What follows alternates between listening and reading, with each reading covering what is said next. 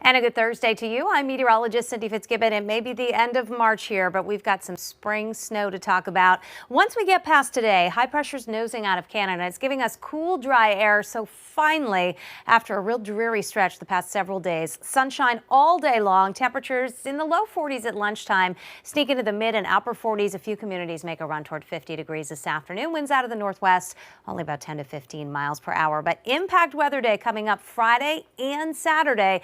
This storm is going to be stretched out over a couple of days, and there are winter storm watches up north of the Pike and north and west of 128. This is where we are going to hang on to snow the longest and will likely see the most accumulation. The storm right now in the middle of the country, widespread area of moisture from the Gulf, where there will be some severe weather spreading northward all the way up to the Great Lakes. But you're looking at it and there's just a tiny bit of snow on the northern edge of this right now.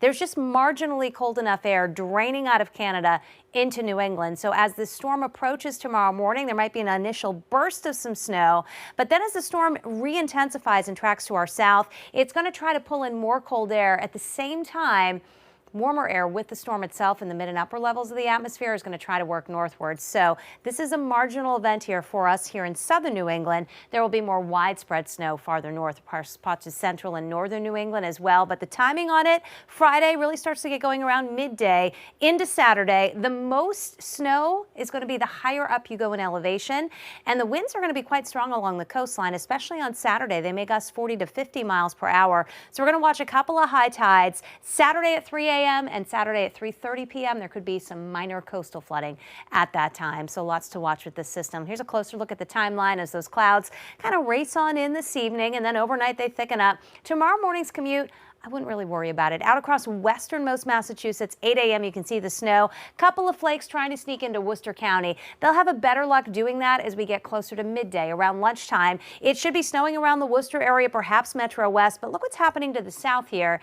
Rain is mixing on in, and with a lighter intensity much of the afternoon, that higher March sun angle, I don't expect big impacts on the road until the sun starts to go down tomorrow night. So Friday evening into Friday night, see how the blue coloring gets a little bit more intense? The intensity of the snow starts to pick up, and with darkness, that's when I think we're going to start to see some issues developing on the roads. But also notice too, through about 11 o'clock in the evening, that rain snow line really starting to sneak up here south of the Pike. Should still be snowing around Boston out to Worcester points northward, but overnight that rain snow line lifts northward. So you're waking up on Saturday morning, good amount of rain around across much of the area, some sleet mixing in around the Worcester area. Route 2 though on northward up into southern New Hampshire, still likely hanging on to some snow, and you will have primarily snow through the duration of this event. Snow may snap back to the coastline before this pulls away later on Saturday afternoon into the evening. So the highest snow totals likely going to focus the farther north you go, the higher elevation you go,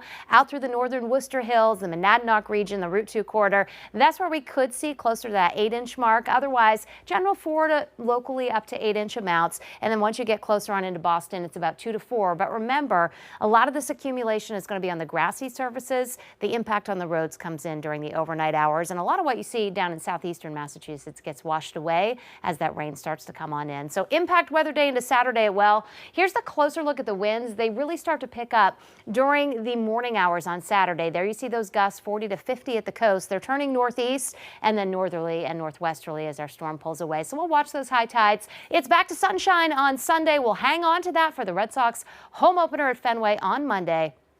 Temperatures should be up near 50.